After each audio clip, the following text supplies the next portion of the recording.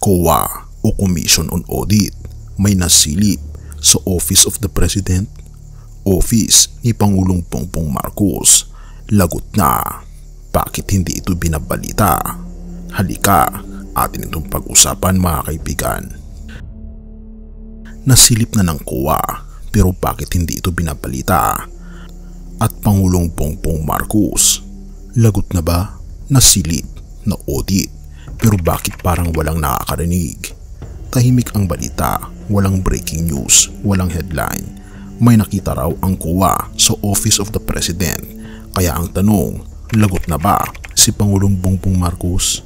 Susunod na ba siya kay VP Sara Duterte? Pero teka, bakit parang walang may gustong magpalitan nito? Samantalang kapag ang issue ay haka-haka pa lang, tila nagwawala na ang mga balita. Bakit nga ba? Ang Commission on Audit o COA, ang tagapagsiyasat ng gastusin ng gobyerno, ay sumilip. Pina-audit ang Office of the President. Siyempre, kapag Office of the President ang nabanggit, lalo na sa panahon ngayon, maraming nag-aabang ng palpak. Akala ng iba may anomalya, may tagas, may pandarambong. Pero ang resulta, walang maling paggamit, walang kinurakot, walang ninakaw. Ang tanong ngayon, bakit hindi ito nilalabas sa balita? Bakit kung kailan walang nagawa, saka sila tila tahimik? Ayon sa COA report mismo, walang misuse ng intelligence funds at confidential funds. Lahat ay ayon sa proseso, lahat ay dokumentado, lahat ay malinaw. Pero kung ito ay totoo, bakit hindi ito isinisigaw ng media? Bakit hindi ito laman ng mga opinion columns at blogs?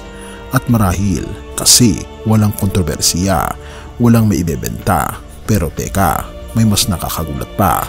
Simula pa ng 2023 hanggang 2025, ayon sa COA, the Office of the President under PBBM got the highest audit ratings. Oo, tama ang narinig mo, pinakamataas, hindi lang pumasa, umangat. Hindi lang basta walang anomalya, pinuri pa ng COA ang maayos na paggamit ng pondo. Therefore, malinaw, ang administrasyon ni Pangulong Bongbong Marcos ay sumusunod sa alituntunin, may sinusundang sistema at higit sa lahat, walang ninanakaw. Pero ang tanong na bumabalik, bakit hindi ito ipinamamalita? Bakit tila may mga ayaw ipaabot sa sambayanan? Dahil ba kapag ang pamahalaan ay gumagawa ng maayos, hindi ito clickable, hindi maibenta sa like, shares at views? Ang totoo, the President of the Philippines is well monitored by COA at sa ilalim ng pamumuno ni Ferdinand Marcos Jr. walang nakita ang COA sa pagkakamali sa paggamit ng confidential at intelligence funds. Kaya kung ikaw ay isang Pilipino na naghahanap ng katotohanan, huwag mong hintayin pang ibalita sa iyo dahil ang tahimik na audit report ay mas palakas pa minsan sa sigaw ng chismis. At PBBM is not lagot, is being recognized. No misuse, no corruption, just performance. Kaya sa susunod na may marinig kang nasilip ng COA, siguraduhin mo munang napanood mo o binasa ang buong report. Baka kasi puro ingay lang ulit ang sumisigaw habang ang totoo tahimik lang na gumagawa. Sa panahong puro paninira, ang katotohanan ang pinakamakapangyarihang tahimik. Have mercy o God at purihin ang ating Panginoong Diyos.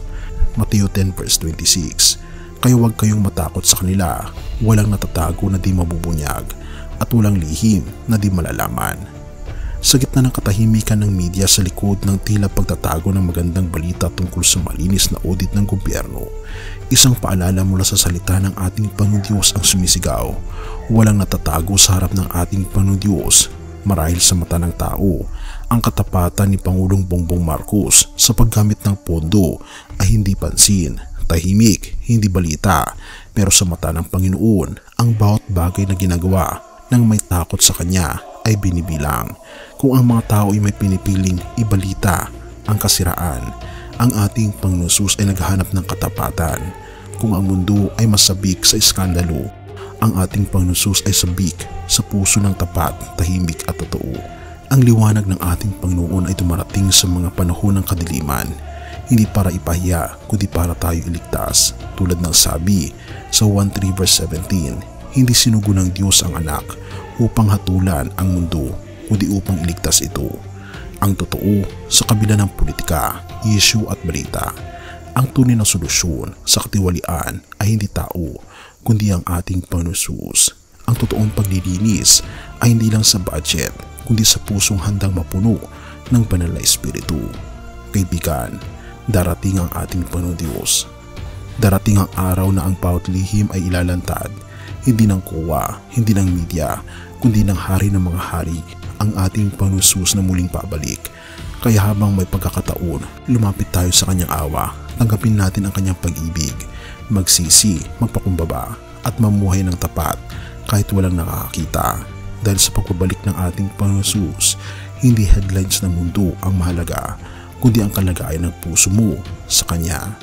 Purihin ang ating Panginoon Diyos. Kaibigan, Jesus is coming, hindi headline, kundi katotohanan. Magsimula na tayong mamuhay sa liwanag ng Kanyang pag-ibig. Purihin ang ating Panginoon Diyos at tayo manalangin.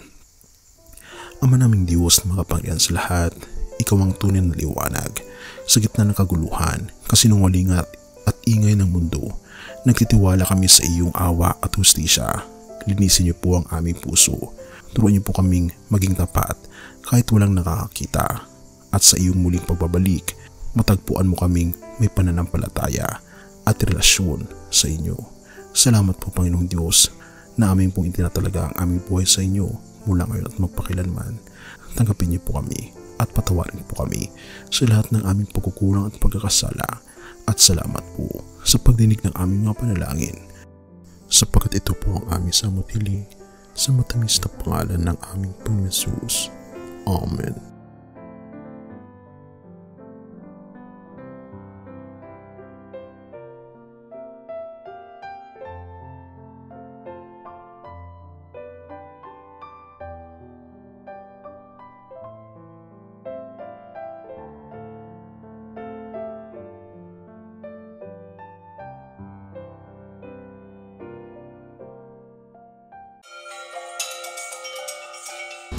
Bago natin ipagpatuloy kaibigan, siya nga pala ang Great Controversy na isa sa mga pinaka-kontrobersyal na libro dahil tumutukoy ito sa mga propesiya sa libro ng Daniel at Revelation na nagaganap na sa panahon natin ngayon bago ang pagdating ng ating Panginoong Diyos ay pinamimigay na namin ng libre sa pamamagitan ng PDF at ito ay nasa limited lamang na panahon kaya i-click mo sa description sa baba upang ma-avail mo kaibigan ang napaka-importanteng libro ito na magbubukas sa iyo sa mas maliwanag mong hinaharap.